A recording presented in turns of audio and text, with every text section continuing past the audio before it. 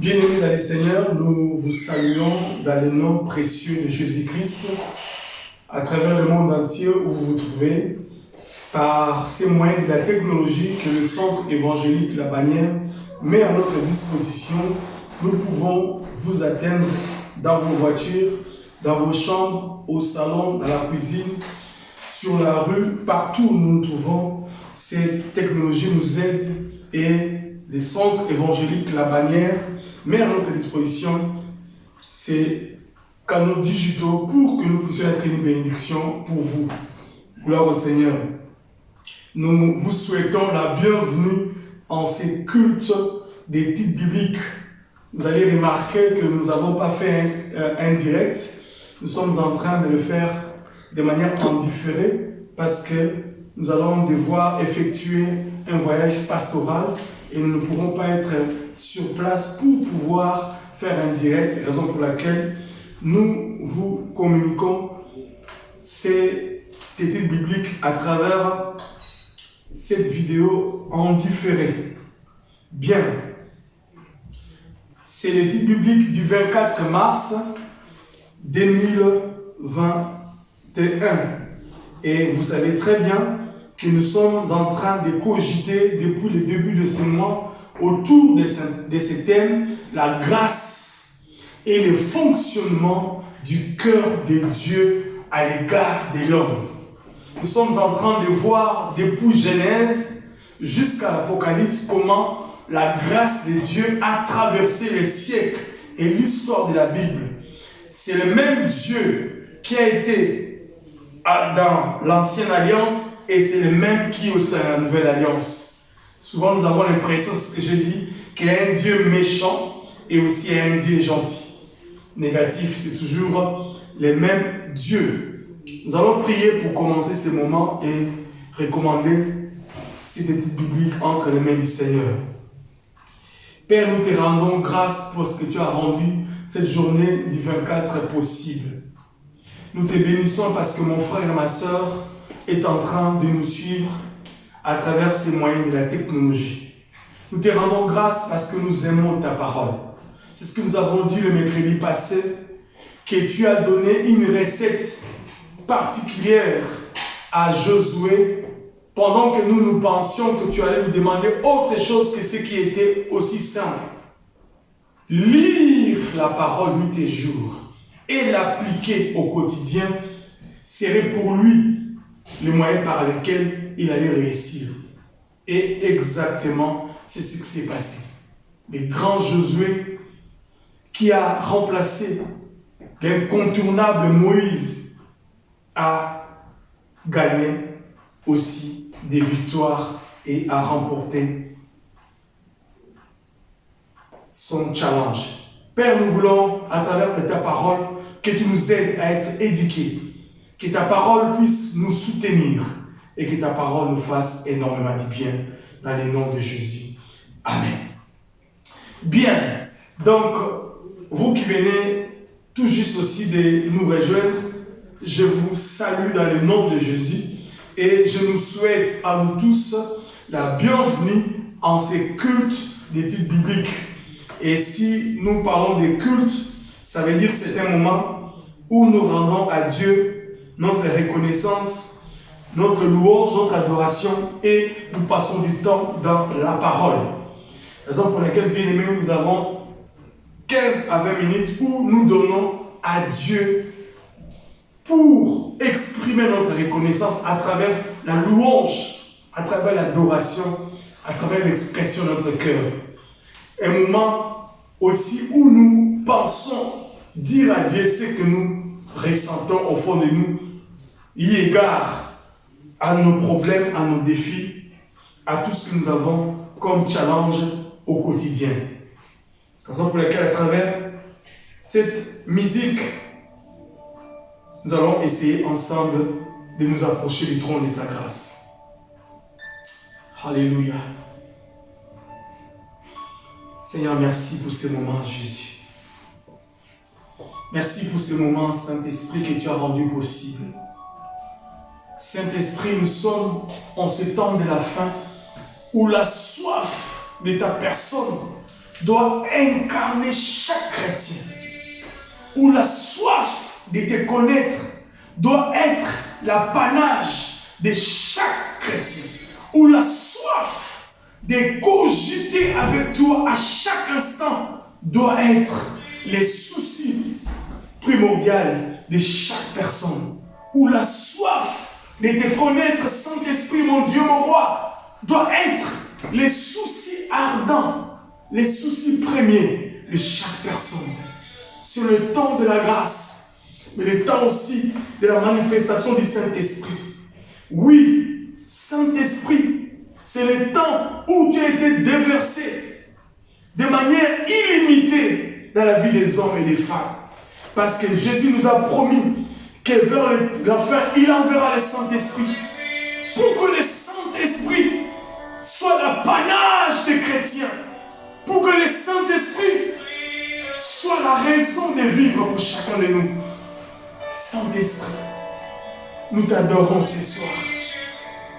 Ce soir, mes frères, mes sœurs et moi-même, nous qui sommes ensemble, connectés à travers ces moyens de la technologie, nous voulons, oh Dieu, à l'unisson, t'adorer Jésus, te louer, t'exalter.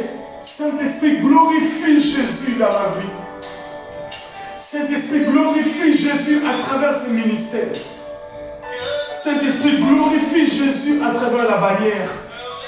Nous ne voulons pas être des parvenus, Seigneur. Nous ne voulons pas faire une œuvre combattant l'air. Nous ne voulons pas, Seigneur, donner l'impression d'être des chrétiens, mais nous sommes au fond des tombeaux blanchis. Nous ne voulons pas, Seigneur, reproduire la nature pécheresse, mais nous voulons, à travers ces ministères, la bannière ici en Nantes, être là-haut des gloires, des témoins, des témoignages de l'évangile. Je voudrais reproduire le caractère de Christ. Tu as dit dans ta parole, Seigneur, si nous sommes tes enfants, nous devons être la lumière du monde et les sels de la terre. Les sels donnent du goût. Les sels permettent à ce que le phénomène de décomposition ne puisse pas atteindre quelque chose. Lorsque les sels arrivent, il arrête ce processus de décomposition. Père, ce qu'on appelle la stupéfaction. Jésus, je voudrais aussi, Père, à travers ma vie, à travers l'expression extérieure de mon corps, à travers de ta parole, communiquer la vie du sel pour arrêter la décomposition du péché qui a déjà été entamé dans la vie des uns et des autres, et bien plus dans la mienne. Oh Seigneur, nous voulons être une lumière, parce que tu as dit, nous sommes la lumière du monde. N'est-ce pas, tu as dit dans ta parole, oui, ta parole est une lampe à mes pieds et une lumière sur mon sentier. Ta parole, une lampe à mes pieds et une lumière sur mon sentier. Seigneur, nous voulons, Dieu, être des hommes et des femmes qui incarnent cette parole, qui vit cette parole au quotidien, qui traduit cette parole par notre manière de vivre. Seigneur, je voudrais être ces personnages qui traduisent le caractère de Christ. Saint-Esprit, glorifie Jésus dans ma vie.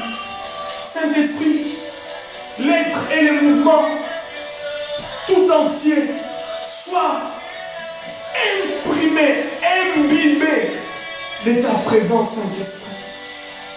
Que mon corps, que mon âme, que mon esprit soient imbibés de toi, Saint-Esprit.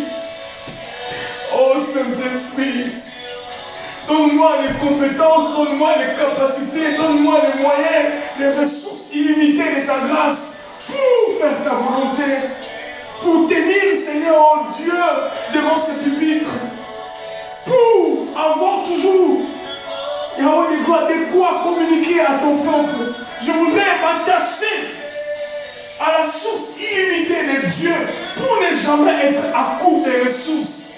Alléluia. Seigneur, je ne veux pas de faits étrangers.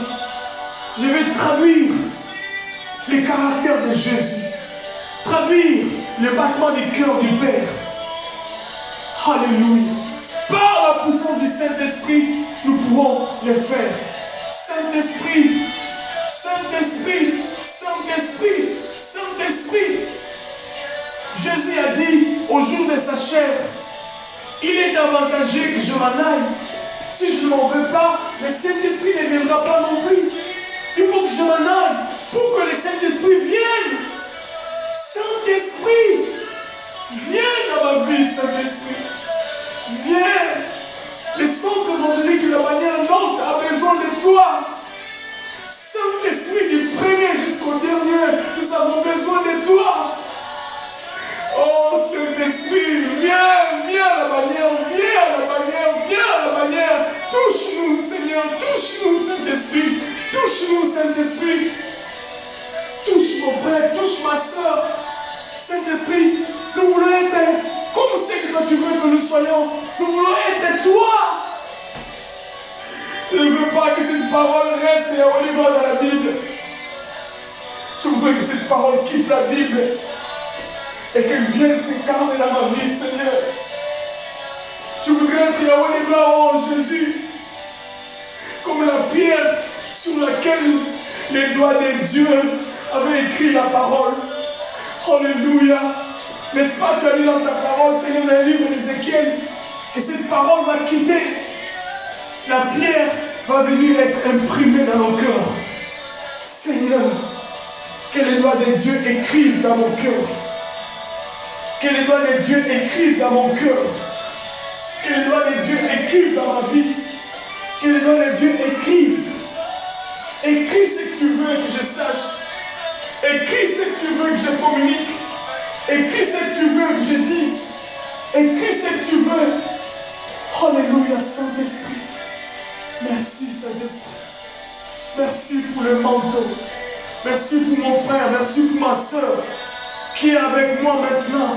Qui m'écoute, qui suit ces moments, qui adore avec moi. Bien-aimé, ne me regarde pas adorer tout simplement, mais adore avec moi. Adore. Que le Saint-Esprit vienne déposer sur nous le manteau de sa gloire.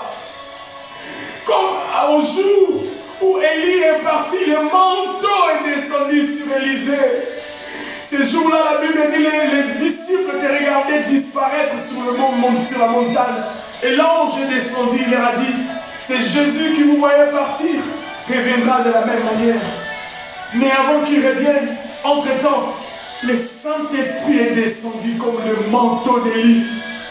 Char d'Israël et sa cavalerie. C'était Élie, mais c'est toi, Jésus, par excellence.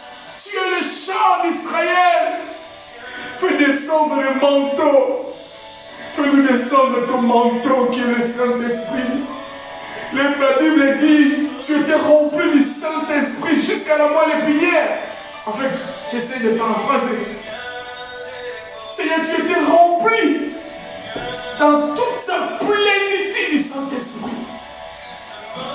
Raison pour laquelle j'ai dit, tu étais rempli jusqu'à la moelle épinière.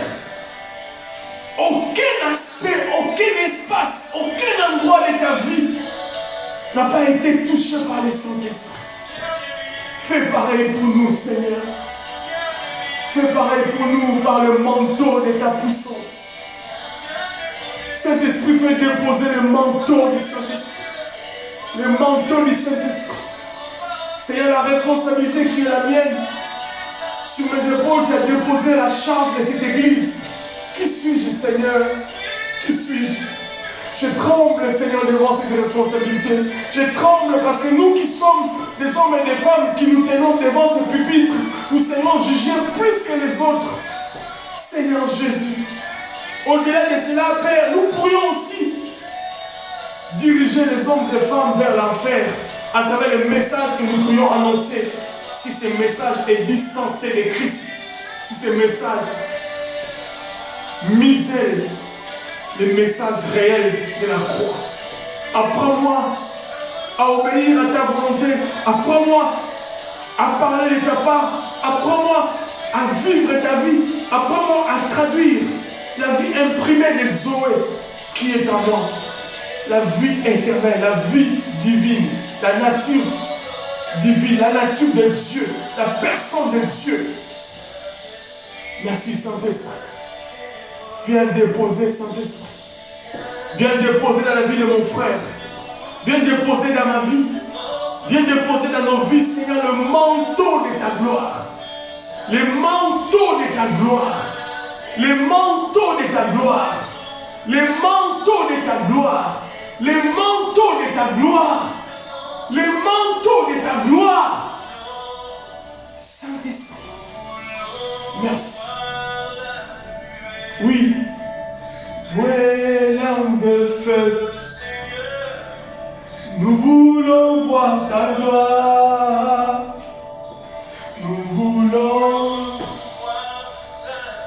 la nuée, Seigneur Jésus.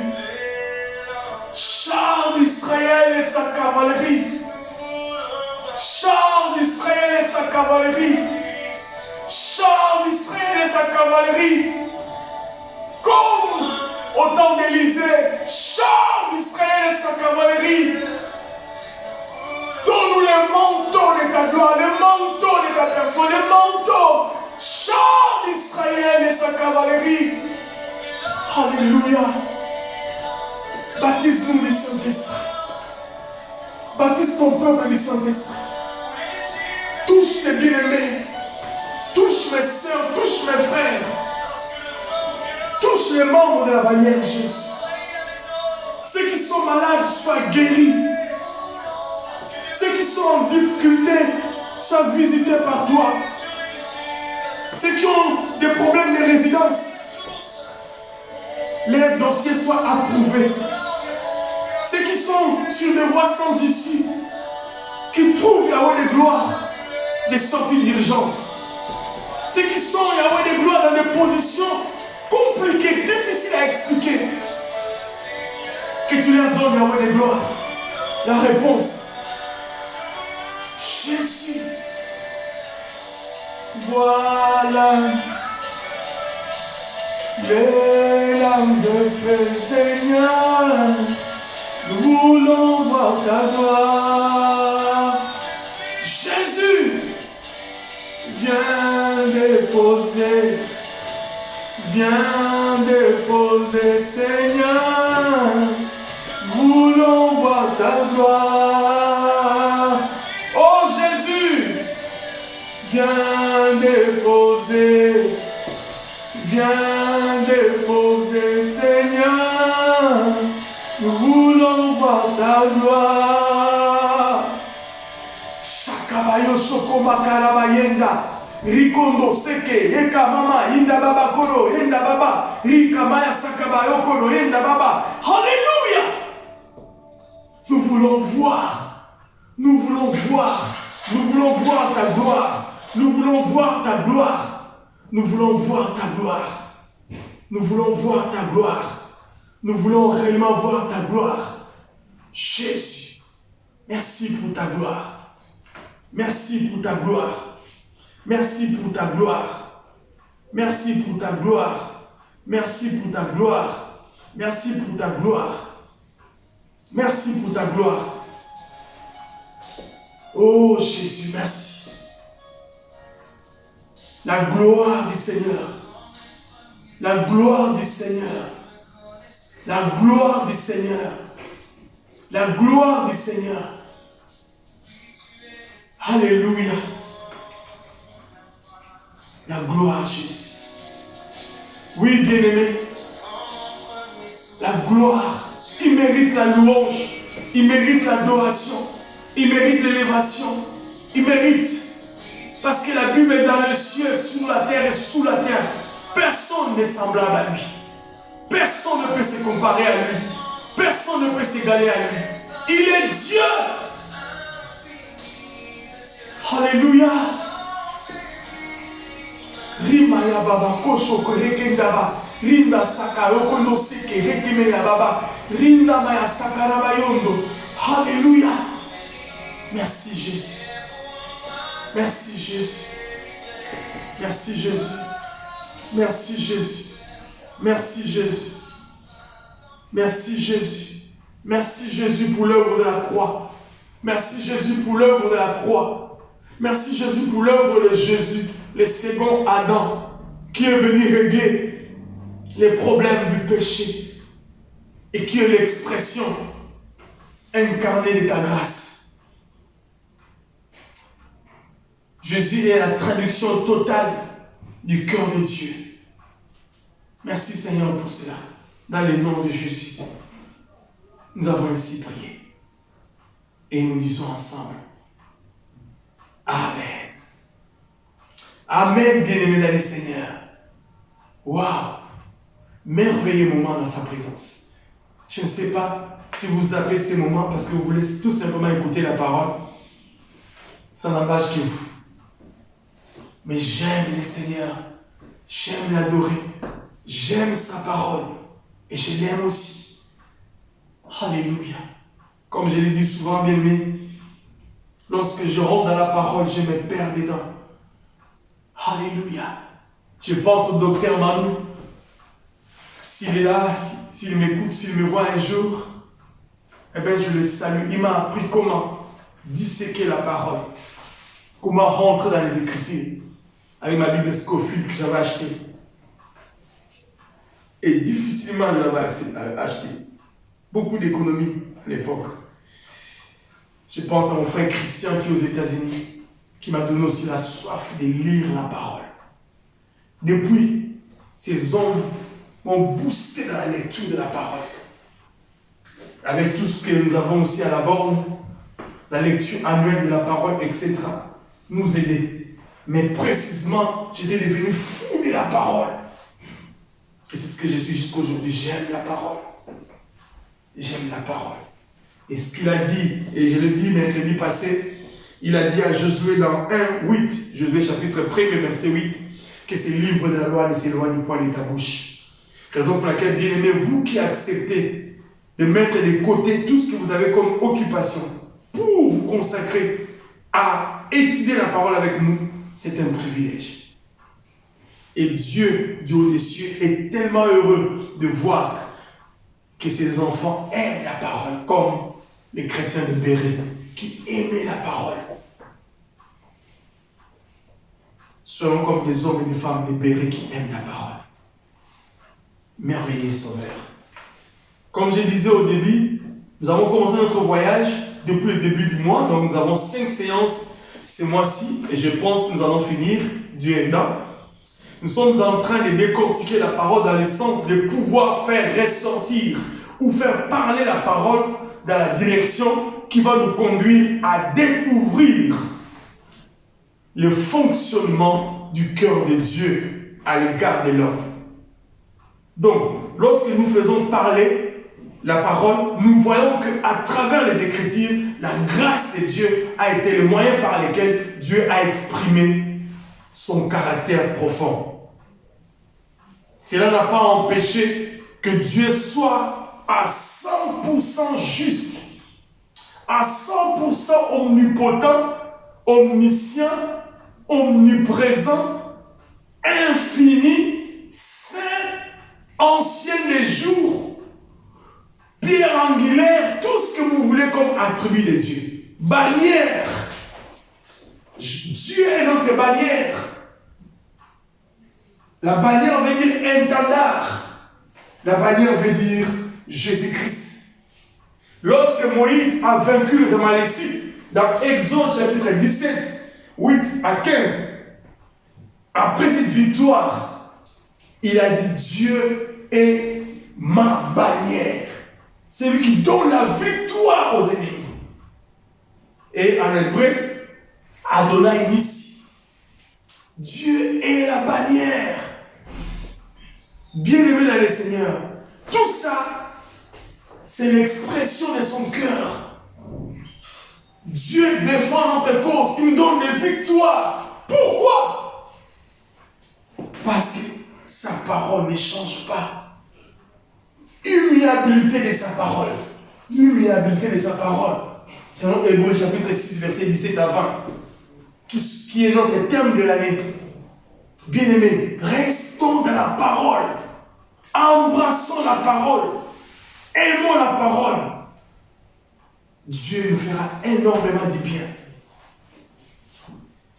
Alors nous avons vu, depuis que nous avons commencé, que Dieu Le premier point que nous avons vu, c'était Dieu a toujours aimé habiter au milieu des hommes. Au milieu des hommes, de son peuple, avec son peuple et pour son peuple. Dans son peuple, qu'il dit. Au milieu de son peuple, avec son peuple et dans son peuple. Donc à la base, sa pensée, c'était pour arriver à ce que Dieu habite dans la vie de ses enfants.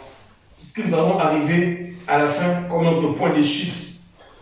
Et le second point que nous avons vu, c'est Dieu n'a jamais cessé d'aimer l'homme. Et nous avons vu plusieurs versets pour montrer que Dieu, dès lors que le péché est rentré, ça n'a pas empêché Dieu de continuer à aimer l'homme.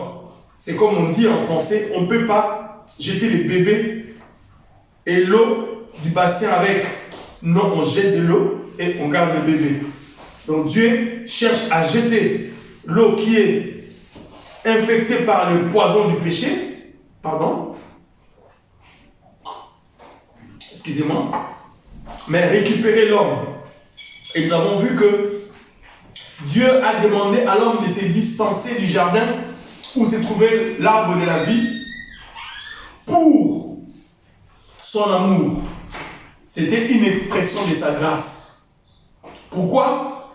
Parce que sinon l'homme allait devenir éternellement pécheur. Donc l'homme allait se perdre pour l'éternité. Et deuxièmement, Dieu serait à jamais séparé de l'homme. Dieu serait éloigné, distancé de l'homme pour toujours. Ce n'est pas ce que Dieu voulait, ce n'est pas ce que Dieu veut de nous. Et nous avons vu que lui-même s'est précipité pour confectionner la vie pour l'homme. Et Ésaïe 60 verset. Nous avons vu dans Ésaïe 61, verset 10, c'était l'image déjà de ce que Christ allait faire pour pouvoir nous justifier. Donc Jésus a accepté pleinement l'action que Dieu avait demandé qu'il puisse poser à la croix afin que le salut soit totalement reçu par l'humanité et les hommes et les femmes que nous sommes pour notre devenir. Et nous avons vu que, chemin faisant, il peut y avoir des couacs, il peut y avoir des soucis, mais Dieu est resté fidèle. Ce que j'ai dit, sa parole ne change pas. Et ce que nous avons vu que, même si nous ne comprenons pas ce qu'il fait dans nos vies, cela ne veut pas dire que ce qu'il fait est contre notre bonheur. Même si nous n'arrivons pas à saisir, à appréhender la méthode que Dieu est en train d'utiliser pour nous conduire sur un chemin quelconque ou sur le chemin de la vie, cela ne traduit pas l'indifférence d'Adonai à notre égard. Au contraire, ce qu'il attend de nous, c'est la confiance qui est déjà le caractère de la foi. Donc la confiance qui veut dire dépendre de Dieu totalement, sans faille, malgré les événements contraires qui peuvent arriver. On a insisté sur ça pour que nous comprenions qu'il peut arriver, chemin faisant, que nous ayons des tempêtes et des vents, mais nous restions, fermement attachés sur sa parole, parce qu'il fait la promesse et il accomplit. Et nous avons vu aussi que l'homme, troisième point, l'homme ne peut pas par devers lui-même être agréable à Dieu, ni par ses efforts personnels. Il ne peut pas. Il ne peut pas réduire l'écart qu'il a distancé de Dieu à travers tout ce qu'il peut faire. Donc nous avons vu déjà à partir du début, les feuilles de figue ne pouvaient pas rapprocher l'homme de Dieu. Et plus tard, nous avons vu aussi l'intention qu'avait Caïn. C'est là où on avait terminé, de pouvoir faire du bien à Dieu à travers une offrande. Et malheureusement, Dieu n'a pas agréé cela parce que ce n'était pas dans la pensée du Seigneur. Ce n'est pas de la manière dont Dieu voulait. Ce n'est pas pour autant que Dieu ne l'aime pas. Dieu n'a pas tout simplement agréé son offrande. Il pouvait refaire une autre offrande en disant, ok, si c'est mal fait, je rectifie le tir. Raison pour laquelle Dieu, pour manifester son amour à son égard, est venu vers lui au chapitre 4, verset 7, en disant, certainement, si tu agis bien, tu relèveras ton visage. Et si tu agis mal, le péché se couche à la porte et ses désirs se portent vers toi. Mais toi, domine lui. Dieu, parce qu'il aime l'homme, il vient l'avertir. Si tu fais bien, t'inquiète. Ton intention était bonne, mais tu n'as pas fait selon ce que je voulais. Alors rassure-toi, calme-toi, refais prochainement comme moi je veux, selon le modèle que tu as reçu sur la montagne, comme il disait à Moïse. Et je vais agréer cela. Maintenant, la rancœur est rentrée, la jalousie, etc. Et il n'a pas écouté Dieu, il est tombé sur son péché et il a assassiné son frère. C'était le meurtrier depuis le commencement. Et là, nous voyons déjà que cet homme de Caïn a accepté que le péché rentre, que Satan passe par lui pour pouvoir accomplir le premier assassinat. Donc, nous pourrons les traduire aux différents cours pour qu'ils soient arrêtés. Voilà, c'est là où nous avons chuté le mercredi passé, mais c'était une expression de l'amour de Dieu. Et nous avons vu que, comme le troisième point, comme l'homme ne pouvait pas par devers lui-même atteindre Dieu. Pourquoi? Parce que Dieu est infiniment infini. Dieu, il est infiniment infini. Nous ne pourrons rien faire pour l'atteindre car nos efforts, seul ne peut rien faire. Cependant, seul lui-même peut bien faire pour venir vers nous et nous aider à atteindre son cœur. Donc Dieu nous ne pouvons rien faire pour atteindre Dieu, mais Dieu peut tout faire par devers lui-même pour nous atteindre. C'est ce qu'il a fait dans Jean chapitre 3, verset 16. Donc pour réduire cet écart de l'infinité, il fait que celui qui est infini, Jésus-Christ, devienne fini pour rencontrer le cœur de l'homme et se mettre, comme j'avais dit.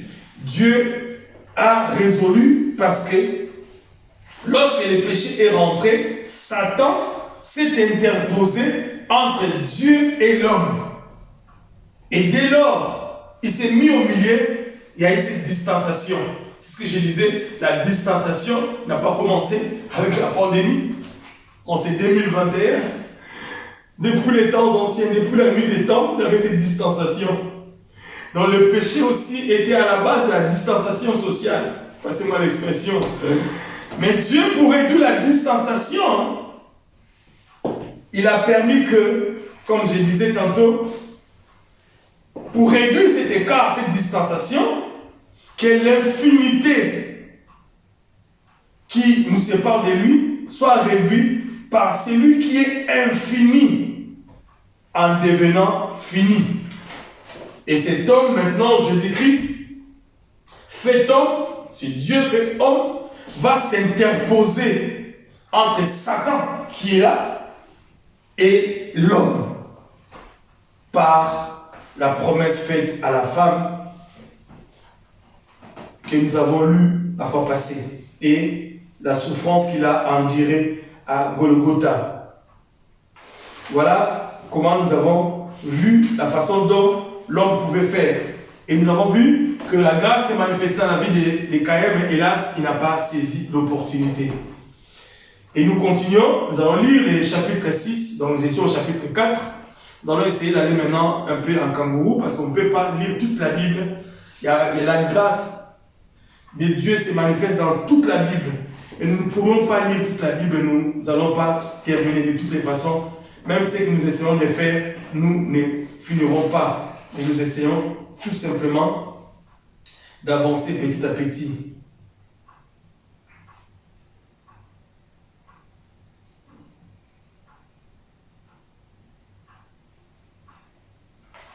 Donc ce que je voulais ajouter ici par rapport à Caïn, c'est que la repentance c'est aussi la grâce. La repentance est la possibilité que Dieu donne à l'homme de revenir vers lui. Voyez-vous? Donc, certainement, si tu agis bien, relève ton visage. Et si tu agis mal, le péché se couche à la porte. Et ses désirs se portent vers toi, mais toi domine sur lui.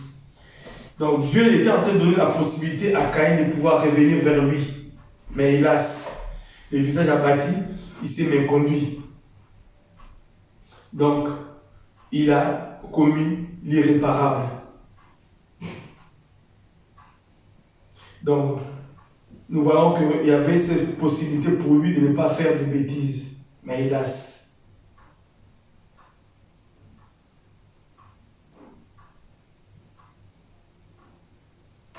Voilà, donc j'étais en train de lire les commentaires que j'avais écrits. Ici, on reviendra peut-être un jour, nous parlons d'aller dominer sur le péché. C'était déjà une fenêtre que Dieu montrait déjà que l'homme peut avoir la capacité de dominer sur le péché. Mais comment il peut le faire? C'est seulement par Jésus-Christ, donc on le verra plus tard. Bien, nous sommes dans Genèse chapitre 6, verset 8. Toujours notre voyage pour voir l'expression du cœur de Dieu qui est la grâce dans l'Ancien Testament jusqu'à ce que nous allons arriver dans le Nouveau Testament. 6, 8, nous voyons déjà ici, nous connaissons très bien la Bible, nous qui sommes des érudits de la parole, nous voyons ici la Bible dit, mais Noé trouva grâce aux yeux de l'Éternel. Voici la postérité de Noé. Noé était un homme juste et intègre dans son temps. Noé marchait avec Dieu. Voilà. Dieu jette les dévolus sur cet homme qui s'appelle Noé. Pourquoi? Noé a trouvé grâce. Donc nous voyons déjà les mots grâce aux yeux de l'Éternel. C'est la même grâce, bien-aimés. C'est la même. Ne pensons pas que ça c'est autre chose. C'était la même grâce. Donc Noé a trouvé grâce aux yeux de l'Éternel parce qu'il était un homme juste et intègre dans son temps. Noé marchait avec Dieu, etc. C'est ce que nous avons vu. Voilà. Alors nous allons essayer de voir notre commentaire. Ici, nous n'allons pas lire tous les textes à cause du temps, mais vous savez bien que Noé avait une mission. Sa mission, c'était de pouvoir construire l'arche afin que une catégorie, que dis-je, toutes les catégories des animaux qui voudraient bien, et les hommes, et évidemment, qui voudraient bien être sauvés, puissent rentrer dans l'arche. Et Noé a répondu à la recommandation du Seigneur et il a fait aussi l'évangélisation dans sa ville pour que les hommes et femmes acceptent de rentrer dans l'arche. Mais hélas, personne n'a su, que dis-je, dans le village bien sûr, à part ses enfants, Noé, les autres n'ont pas accepté, ses beaux-fils, personne n'a accepté de pouvoir monter dans les bateaux. Ici, Noé est l'image de Christ.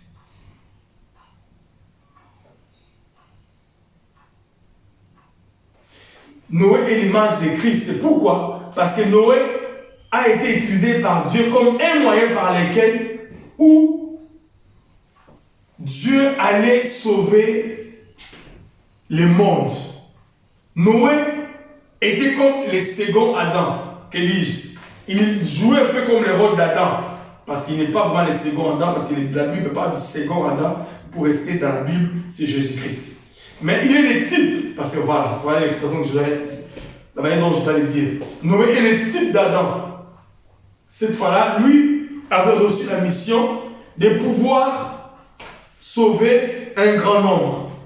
Hélas, beaucoup n'ont pas accepté de pouvoir monter dans l'arche. Bien-aimés dans le Seigneur, l'arche, c'est ce que nous pourrons typifier ça comme la croix. L'arche est l'expression de la grâce de Dieu. nous voyons déjà dans l'Ancien Testament, bien que, parce qu'en fait, si nous lisons la Bible, parce qu'à cause du temps, si nous lisons la Bible, nous verrons que le monde de l'époque de Noé, il y avait une dépravation totale de mœurs. Le péché battait son plein. Les mâles avaient atteint le pic. Il y avait, même aujourd'hui, la Bible dit, ce qui arrivait au temps de Noé arrivera à l'avènement du Fils de l'homme. Donc, le péché qui est arrivé à Sodome et Gomorrhe, c'est quasiment le même péché qu'il y avait à l'époque de Noé. Aujourd'hui, c'est pareil. Le même mal est arrivé aujourd'hui en ces temps de la fin et ce mal est devenu institutionnalisé, constitutionnalisé. Le mœurs a changé sous notre cieux, ça passe encore, mais sous nos cieux occidentaux bien-aimés dans le Seigneur, le mœurs a changé de camp. Le mal est appelé bien et le bien est appelé mal. Et c'est la même chose à l'époque de Noé. Et Noé a été à cette époque comme l'expression du cœur de Dieu pour la situation de l'humanité. Donc c'était l'arche. Donc nous voyons Noé comme ce modèle de la grâce de Dieu.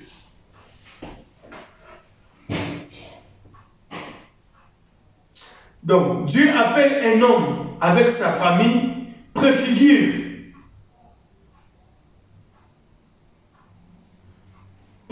un nouveau départ. C'est-à-dire Dieu voulait un nouveau départ pour les hommes à travers cet homme et sa famille.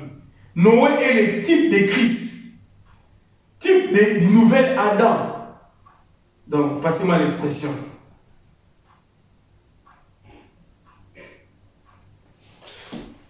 La Bible dit, Noé a trouvé grâce aux yeux de l'Éternel. Cela veut dire tout simplement que dans les yeux de l'Éternel, il y avait la grâce. Dans les regards de Dieu vers les hommes, il y a la grâce. Lorsque Dieu regarde, il regarde à travers les lunettes de la grâce.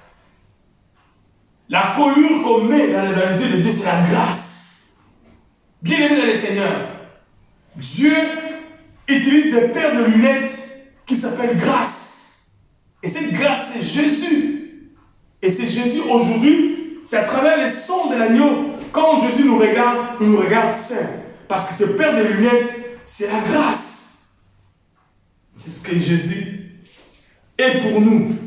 Ces paires de lunettes que Dieu utilise pour pouvoir nous regarder positivement. Donc l'arche symbolise aussi l'Église. Parce que bien aimé dans le Seigneur, l'Église, logiquement, est les moyens par lesquels nous arrivons pour être édifiés, pour être forgés, pour être préparés, dont les oreilles vont être aiguisées pour entendre le son de la trompette et la voix de l'archange. Mais hélas, aujourd'hui l'évangile du Seigneur est falsifié. Aujourd'hui, les hommes et femmes prêchent un évangile distancé de Christ. Pourquoi? Parce que l'évangile christocentrique ne draine pas les foules. Parce que c'est l'évangile qui est émané de la croix, dans lequel la croix de Jésus est le centre. Et les hommes, hélas, ne veulent pas la croix. Ils veulent la facilité. Ils veulent un évangile micro-ondes. Ils veulent prophétie, prophesy, comme ils veulent le dire en anglais maintenant. Ils préfèrent la prophétie.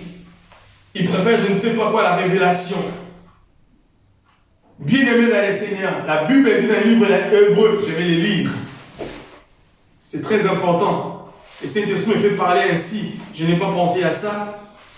Et il insiste là-dessus, donc je dois revenir là-dessus. Je ne sais pas, il y a peut-être quelqu'un qui veut que je répète ça. Jésus parle par cet homme, l'écrivain aux épîtres, aux Hébreux, à l'épître, aux Hébreux. Il dit ceci au premier chapitre, le verset 1er. après avoir autrefois à plusieurs reprises et de plusieurs manières parlé à nos pères par les prophètes, Dieu, dans ces temps derniers, nous a parlé par les fils qu'il a établi héritiers de toutes choses par lesquelles il a aussi créé le monde. Et qui, étant les reflets de sa gloire, est l'empreinte de sa personne, soutenant toutes choses par sa parole puissante. Bien-aimés dans le Seigneur, le Fils est incarné par la parole. Il est évident que les prophéties nous feront du bien. On ne l'exclut pas. Mais ça ne doit pas être l'exclusivité de l'évangile maintenant. L'évangile est basé sur la parole et sur l'œuvre salvatrice de la croix. Depuis Genèse jusqu'à l'Apocalypse, nous voyons comment la grâce, qui est le bâtiment du cœur de Dieu, la grâce, qui est le fonctionnement du cœur de Dieu à l'égard de l'homme, nous être étalée jusqu'à la fin. Comment ne pas aimer un tel Dieu? Donc nous avons vu que Noé était aussi l'expression de la grâce de Dieu pour l'humanité. Donc, je disais que l'arche est comme l'église. Mais hélas, si Ésaïe a symbolisé le jugement de Dieu parce qu'il n'a pas voulu accepter la proposition du Seigneur, au chapitre 9, si nous lisons après le déluge, la Bible dit, Noé va faire alliance avec Dieu. Donc, il va faire alliance avec Christ. Donc, à partir de Noé, Dieu promet qu'il n'y aura plus de jugement. Et en Christ, nous sommes épargnés de toutes sortes de jugements. N'est-ce pas ça, l'image de ces dieux-là gracieux? Donc, Noé, lorsqu'il est sorti de l'arche, il a offert à Dieu un sacrifice et Dieu est descendu, a promis. Il a juré par devers lui-même et il y a eu cette trace-là dans le ciel. Et il a dit jamais, je vais juger encore le monde comme je viens de le faire par l'eau. Pour notre rappel, avant que l'arc-en-ciel sorte, le monde est passé par le jugement de 40 jours et 40 nuits de pluie. Et à la fin, cet arc-en-ciel était comme un témoignage que Dieu ne jugera plus le monde. Et de la même manière, lorsque Christ est mort, les rideaux furent déchirés pour dire c'est fini. Il n'y a plus de jugement. Tout le monde peut rentrer. Mais à une seule condition, passer par Jésus-Christ. Donc, nous voyons en Noé cette pédagogie du Seigneur à l'égard de l'humanité. Donc, nous sommes dans Genèse, chapitre 9. Excusez-moi. Genèse, chapitre 9.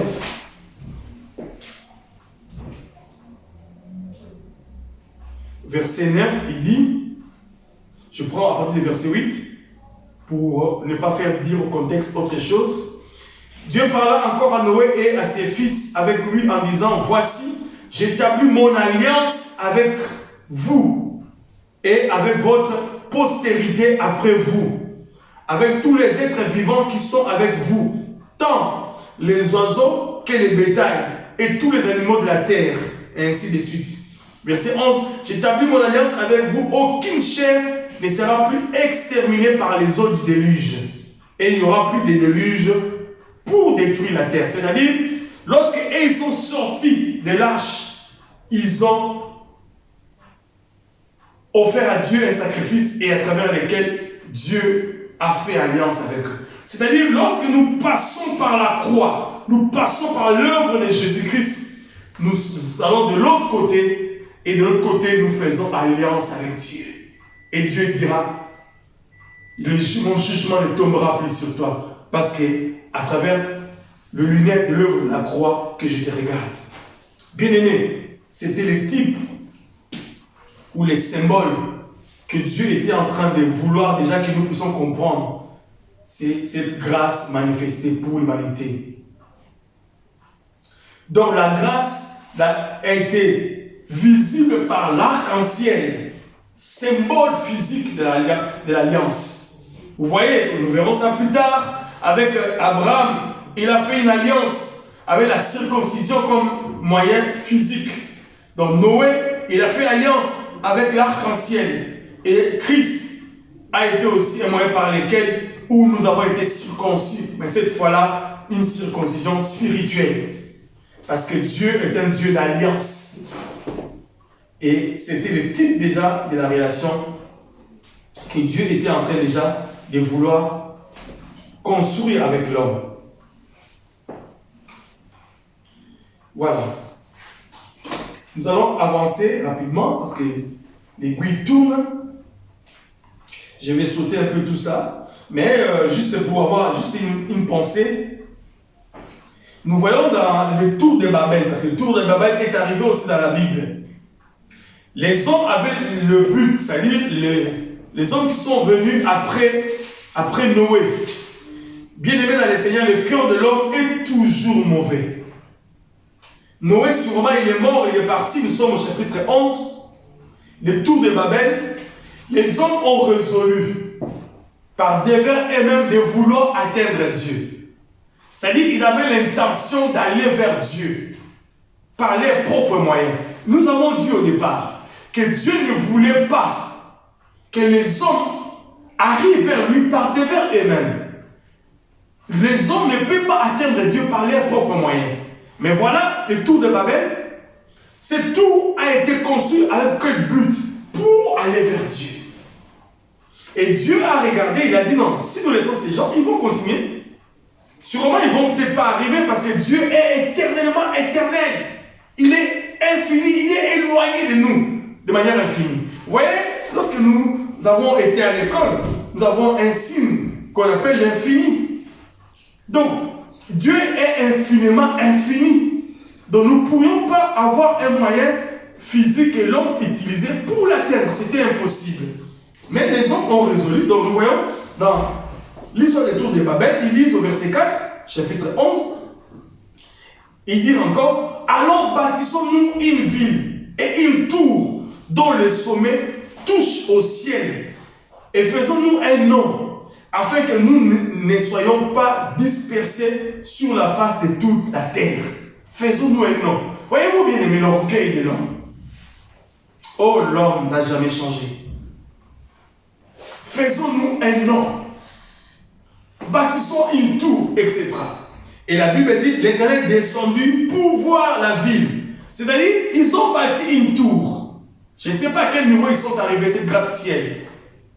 Peut-être le 100e étage, je ne sais pas. Mais malgré la hauteur de leur bâtiment, Dieu était toujours loin. Lisez le verset 5. Il dit, Dieu est descendu. Ah mais Dieu, donc tu n'étais pas proche. Tu étais encore trop loin. Pour que tu descendes vers ces hommes-là. Donc il y avait toujours cet infini qui les séparait. Parce que Dieu est infiniment infini, éloigné de nous. Et Dieu est descendu pour voir ce qu'il faisait. Il dit maintenant, rien ne les empêcherait de faire tout ce qu'ils auraient projeté. Donc ils vont faire les mâles impies, ils vont continuer des mâles impies, ils vont faire encore des bêtises et des bêtises et des bêtises. Rien ne les empêcherait. Pourquoi? Parce que le cœur de l'homme est mauvais.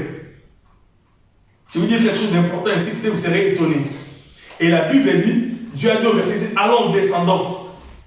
Et là, confondons leur langage, afin qu'ils n'entendent plus la langue les uns les autres.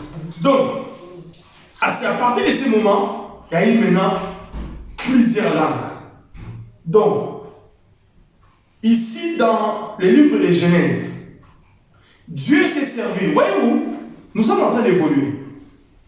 Avec Noé, il s'est servi de l'eau, la pluie, pour juger le péché. Avec la tour de Babel, il se sert des langues pour juger le peuple aussi qui était dans la perdition.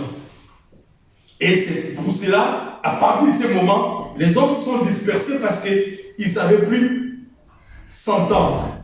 Donc Dieu a fait tomber sur eux le jugement. Et l'homme, dans le jugement, va être des langues qui vont les disperser afin qu'ils ne soient plus unis contre Dieu. Donc l'unité rend l'homme orgueilleux. Au lieu d'être unis pour avancer, mais ils étaient unis pour désobéir à Dieu. Raison pour laquelle l'apôtre Paul dit, nous ne réunissons pas pour nous perdre, mais nous nous réunissons pour être meilleurs. Bien aimé, vous vous réunissez pourquoi? Pour vous perdre. Réunissons-nous pour être meilleurs. Et si nous avançons pour comprendre la révélation à la Pentecôte, qu'est-ce qui s'est passé? Dieu a amené une nouvelle régénération où nous allons, les hommes ont parlé de nouvelles langues. Et l'Église qui forme l'épouse est constituée des hommes et des femmes de toutes générations. Voyez-vous? C'est-à-dire, la tour de Babel avait comme conséquence, les hommes se sont dispersés. Il y a une division à travers les langues. Mais à la Pentecôte, les hommes se sont réunis malgré les différentes langues qu'ils avaient. Waouh! Expression de sa grâce. Donc, lorsque Dieu les a dispersés, c'est pour les empêcher de continuer à aller dans les mal sur mal. Donc, s'il y a régénération limitée de l'homme, c'est font pour la gloire de Dieu. Mais s'il n'y a pas régénération limitée des hommes, c'est forme contre Dieu. Donc, s'il y a régénération, parce que si l'homme n'est pas régénéré par l'œuvre de la croix, tout ce qu'ils font lorsqu'ils sont unis pour faire du mal, c'est ce que nous voyons dans ce monde, n'est-ce pas? Les hommes se réunissent, table ronde, des décisions, des conférences, Nations Unies, Organisation mondiale de la santé, etc. Certains gouvernements, plusieurs même. Voyez-vous les décisions qu'ils prennent? Des décisions des fois qui ne sont pas pour l'avancement du royaume des cieux. Mais lorsque l'homme est régénéré, lorsqu'ils se réunissent, les hommes pardon, sont régénérés, lorsqu'ils se réunissent, c'est pour la gloire de Dieu. Là, ils sont un pour Dieu et la malédiction de la langue s'est arrêtée. Donc à la Pentecôte, Dieu a fait cesser la malédiction de la langue. Comme il a fait cesser avec la malédiction de la pluie. Voyez-vous, bien-aimés, vous êtes étonnés que je vous dise ces choses, mais c'est des choses extraordinaires que nous découvrons dans la parole. Dieu est extraordinaire.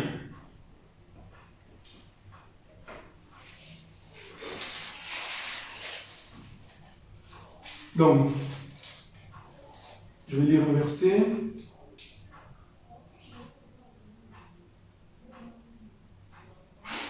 Voilà, donc c'est ce que je voulais dire. Voilà.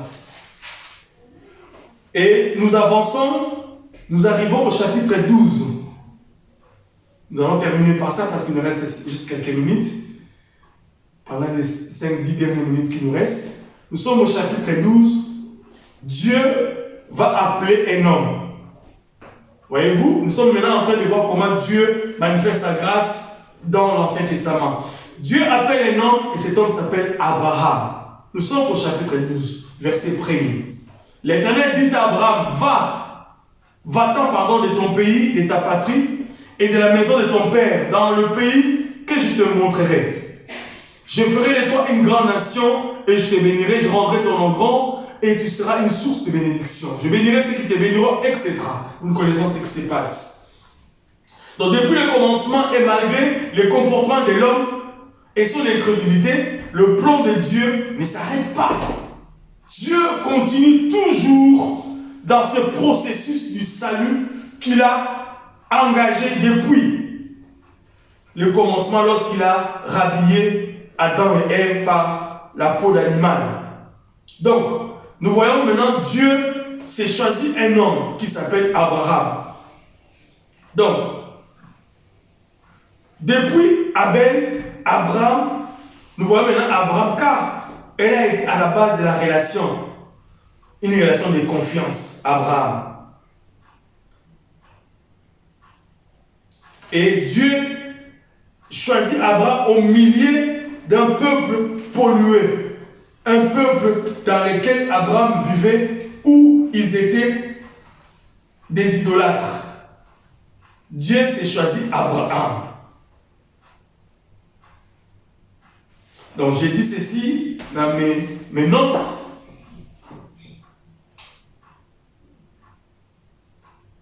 Nous avons vu que Abel était berger et Caïn était agriculteur.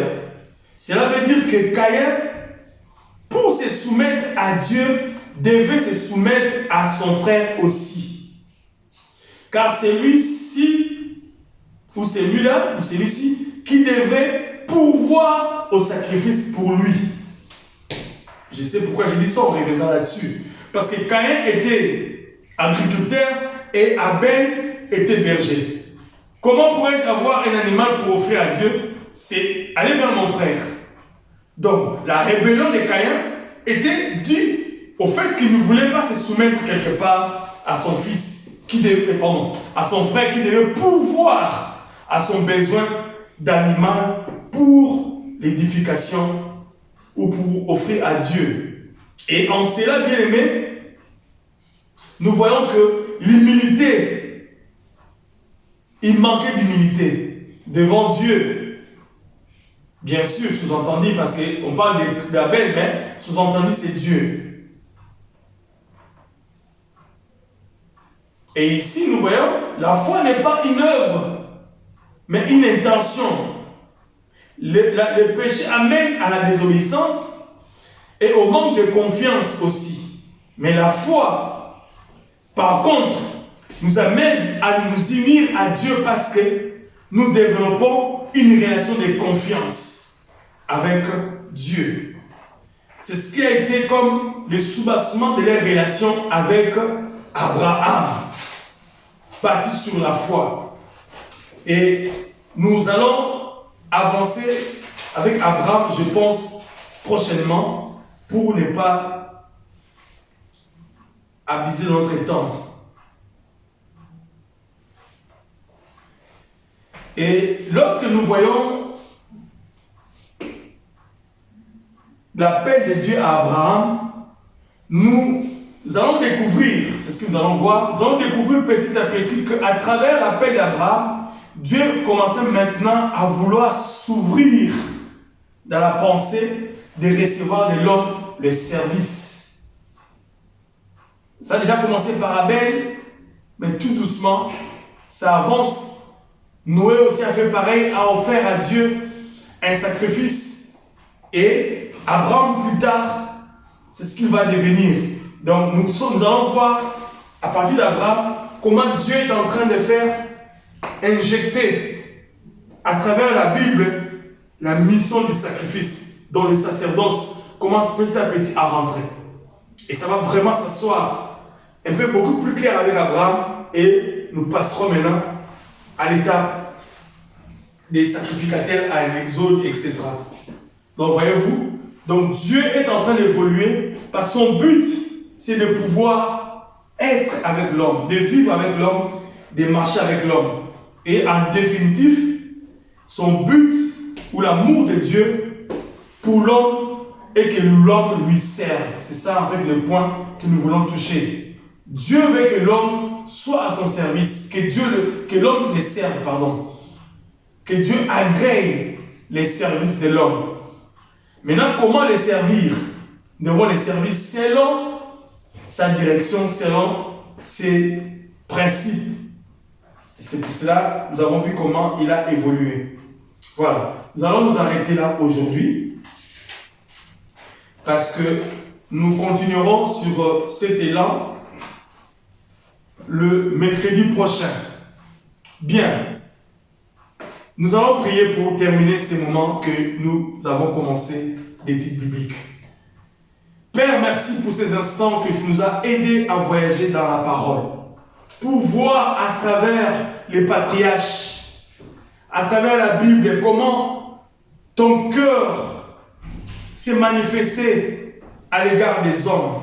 Parce que nous avons, bien aimé, que dit le Seigneur, nous avons intitulé notre étude biblique la grâce et le fonctionnement du cœur de Dieu à l'égard de l'homme. Donc nous sommes en train de voir à travers les personnages bibliques, à travers nos patriarches ou matriarches, nous voyons comment Dieu, tu es en train de manifester ta grâce à l'égard de l'humanité malgré notre désobéissance. Chaque fois l'homme était distancé de toi, chaque fois l'homme creusait encore et encore davantage cet espace avec toi. Toi, tu cherchais toujours à boucher les trous pour pouvoir rapprocher l'homme de toi. Tu es extraordinaire. Nous te rendons grâce pour cela. Nous te bénissons pour cela. Nous te recommandons, Jésus, la vie de chacun de nous et ces moments que nous avons passés ensemble. Laisse en sorte que, Seigneur, ta parole puisse nous faire du bien. Que nous ne soyons pas un auditeur oublié. Nous ne voulons pas être des auditeurs oubliés. Mais nous voulons être des hommes et des femmes qui écoutent. Un auditeur qui écoute et qui met en pratique ta parole.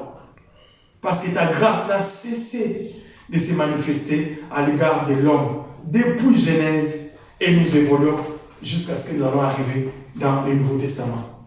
Merci pour tout. Dans le nom puissant et glorieux de Jésus, nous disons Amen. Bien-aimés dans le Seigneur, nous vous disons merci pour votre disponibilité à chaque fois que vous mettez à part ce temps pour cogiter avec nous autour de la parole. La parole est merveilleuse. La grâce et le fonctionnement du cœur de Dieu à l'égard des hommes.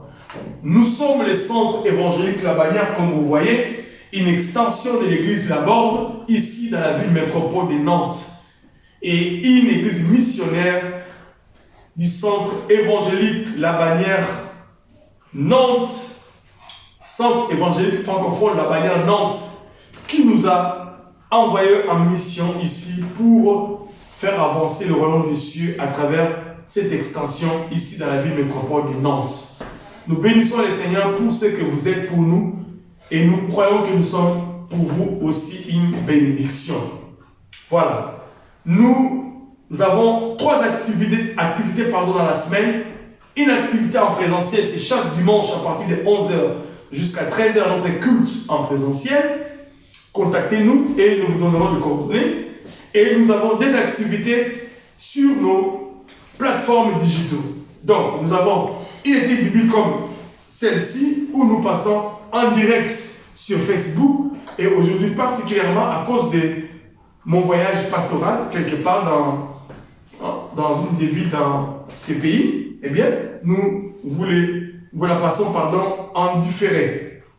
Mais nous avons aussi une activité lundi matin dont nous avons dénommé Parole d'encouragement, où nous passons 20 à 25 minutes pour écouter une exhortation afin d'être boosté pour la semaine.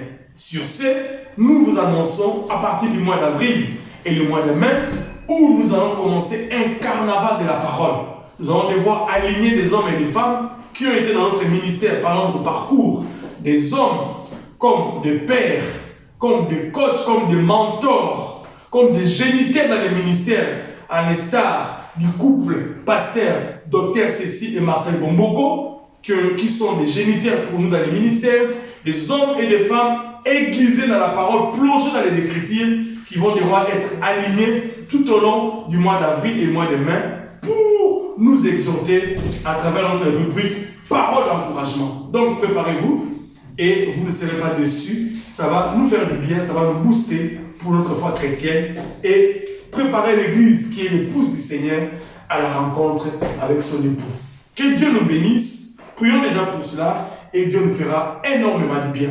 Nous vous bénissons et nous vous saluons encore chaleureusement dans le nom de Jésus. Et bye, à mercredi prochain.